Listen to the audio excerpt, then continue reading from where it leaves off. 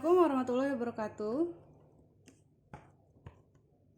Waalaikumsalam warahmatullahi wabarakatuh. Baik teman-teman semua, sesuai yang sudah terjadwalkan. Jadi kali ini kita akan mengikuti kelas English for Psychology with me. Pertama-tama kita perkenalan dulu kali ya. I'm Ayu Hafiza as your instructor. You can call me Miss. Di sini kita nggak belajar psikologi secara rinci, cuma beberapa basic words aja supaya kalian tuh tahu kalau konselingnya sendiri kan pasti kalian tahu ya apa itu konseling segala macam, pasti kalian sudah mempelajari itu. Nah, jadi di sini saya cuma menjelaskan atau materi-materinya hanya basic materi tentang konseling dan dirubah ke dalam bahasa Inggris seperti itu. Sebelumnya bisa perkenalkan satu-satu nih, mulai dari Fauzia mungkin. Nama dan dari universitas apa? Yang jelas kalian pasti dari psikologi dan semester 8, jadi cukup perkenalkan nama dan dari universitas apa.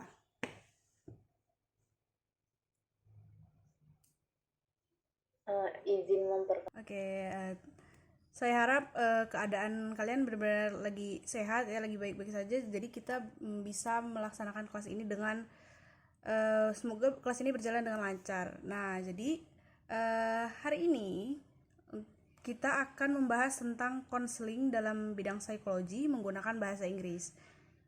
Nah, di materi ini kita akan belajar yang pertama itu tentu apa itu konseling, walaupun kalian kan pasti udah mempelajari itu sebelumnya ya. Nah, tapi di sini kita akan mempelajari itu berdasarkan bahasa Inggris. Gak jauh beda, pastinya sama aja, cuma mungkin beberapa bahasa aja yang banyak vocabulary baru yang mungkin akan kalian pelajari hari ini. Nah, sebelumnya teman-teman pasti udah pernah belajar konseling kan di kelas di semester sebelumnya mungkin. Sudah, Miss. Oke, berarti kita langsung aja masuk ke materinya ya. Nah, di sini according to Gerard Corey, jadi menurutnya konseling itu merupakan hubungan profesional antara konselor dan klien yang bertujuan membantu seseorang mencapai kesehatan mental dan kesejahteraan hidup. Nah, kalau dijelaskan secara sederhana, konseling itu merupakan proses membantu seseorang melalui komunikasi atau percakapan. Jadi seorang konselor tuh nggak langsung memberi solusi. Jadi begitu kita sedang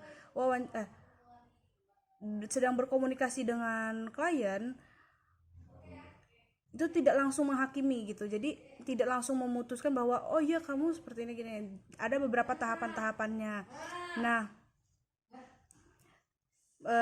kalau kayak gitu berarti kita lanjut aja langsung ke goals of counseling. Di sini menurut Richard Nelson ada beberapa tujuan utama konseling. Yang pertama itu helping client understand their problems. Itu poin utamanya untuk supaya klien ini paham apa yang sedang mereka alami. Di sini juga developing clients problem solving skills, improving emotional well-being, helping clients make better life decisions. Karena kan kadang seseorang merasa sedih atau cemas, tapi mereka tuh nggak tahu sebenarnya sudah di tahapan mana cemas mereka gitu. Mereka tuh masuk ke kategori mana, ya kan? Nah, yang selanjutnya itu ada developing problems, itu maksudnya jadi tujuannya itu membantu kemampuan menyelesaikan masalah. Nah, konselor ini membantu klien berpikir dalam keadaan lebih tenang dan mencari solusi yang tepat. Ada juga improving emotional well-being, itu tujuannya adalah meningkatkan kesehatan emosional. Melalui konseling, seseorang kan biasanya jadi lebih lega, lebih tenang, dan lebih mampu mengontrol emosi. Nah, yang terakhir itu ada helping clients make better life decisions. Ini salah satu tujuan konseling itu membantu seseorang mengambil keputusan hidup yang lebih baik. Jadi setelah konseling itu apakah ada perubahan terhadap clients, jadi kita tuh membantu mereka untuk melihat hal-hal positif gitu.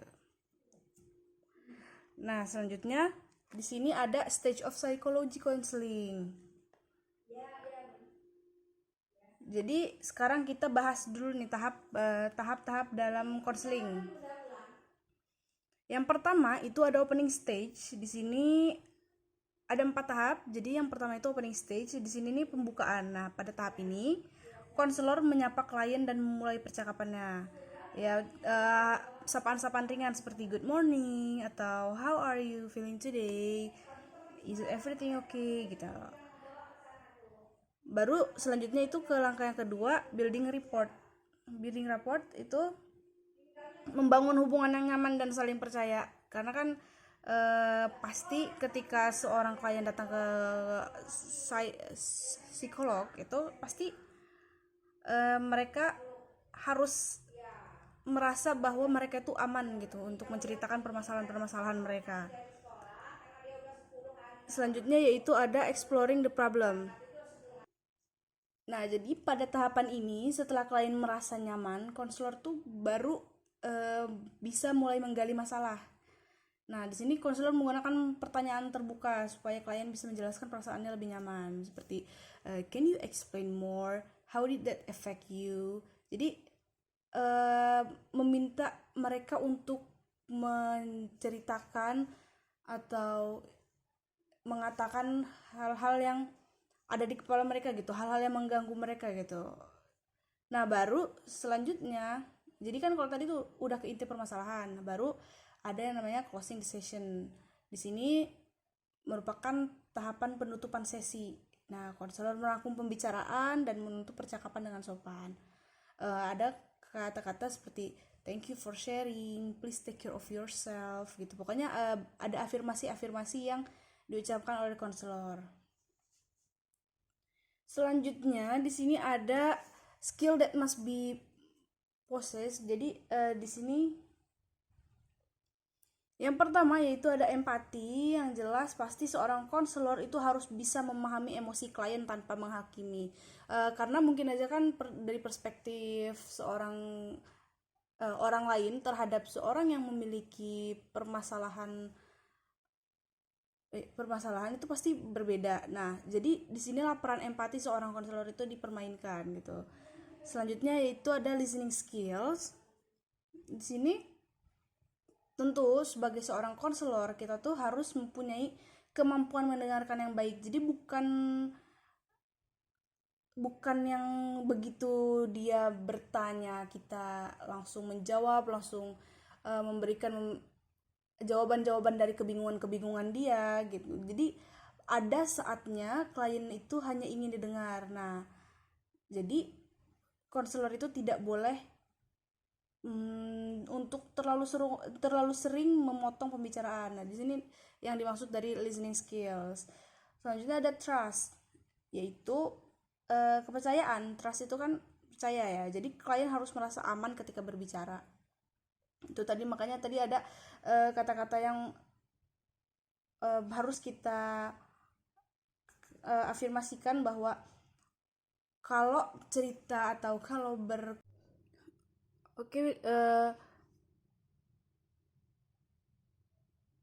can you understand?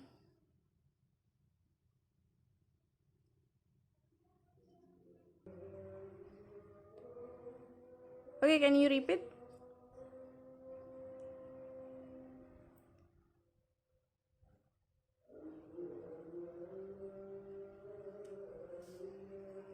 Itu aja dulu Miss pertanyaannya.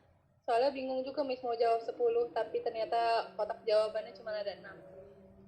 Oh, nah jadi di sini ada beberapa kata yang bisa dipakai berulang. Jadi mungkin aja di pertanyaan yang pertama itu kan she felt blank blank blank when she faced the exam. Di sini bisa misal afraid. Terus nanti ada di soal lainnya yang bisa menurut kalian cocok nih menggunakan afraid. Itu nggak apa-apa. Jadi ada kata-kata yang bisa digunakan lebih dari sekali untuk menjawab pertanyaan-pertanyaan dari yang sudah tercantum itu. Paham? Paham, Miss. Oke, terima kasih, Miss. Okay. And after you finish to answer the questions, boleh kalian cantumkan jawabannya di obrolan di Zoom.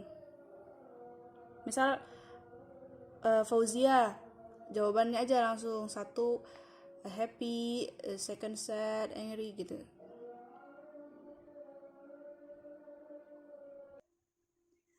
Okay, class. Next we have the second activity, itu role play. Di sini ini adalah kegiatan work in pairs. Jadi nanti di sini kan kebetulan ada 4 orang ya. Ininya jadi dua orang gitu. Yang pertama student A itu as a counselor dan student B itu as a client. Nah, di sini ada situationnya. Jadi pilih salah satu di poin kedua ini. Choose one only. Jadi satu aja yang kalian pilih sebagai situationnya. Terus nanti apa aja yang perlu diperhatiin. Itu kan tadi kan udah ada ya step-stepnya nih di sini. Ada opening, building, exploring, closing session. Nah, jadi make sure kalian sesuai dengan itu, sesuai dengan step itu. Nah, jadi ada 3 poin yang perlu diperhatikan. Yang pertama itu showing empathy, selanjutnya itu asking question. Jadi pertanyaan-pertanyaan yang memantik supaya klien itu menceritakan lebih mengalir gitu. Selanjutnya ada giving support, afirmasi-afirmasi kalian sebagai konselor. Nah, percakapannya waktunya sekitar 2-3 menit untuk satu pair gitu. Bisa dipahami? Bisa, Miss. Okay, now you can discuss with your friend. I'll give you 10 minutes to make percakapannya. Jadi nanti setelah itu kita baru akan melakukan role play. Retnawati boleh nggak, Miss? Oh, ini ya digabung ya? Nggak apa-apa. Karena kan emang tadi ada trouble juga.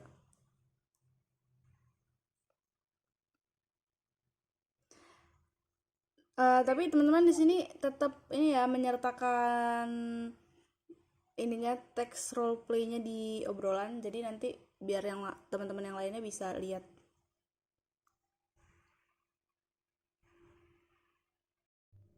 Miss, maaf, izin bertanya, Miss. Kan Fauzi dengan Tri Retnawati ini satu Zoom gak apa-apa kan, Miss? Terus mau conversation-nya bareng juga? Oke, nggak apa-apa, nggak masalah. Oke, Miss. Ini langsung mulai sekarang ya, Miss? Ya.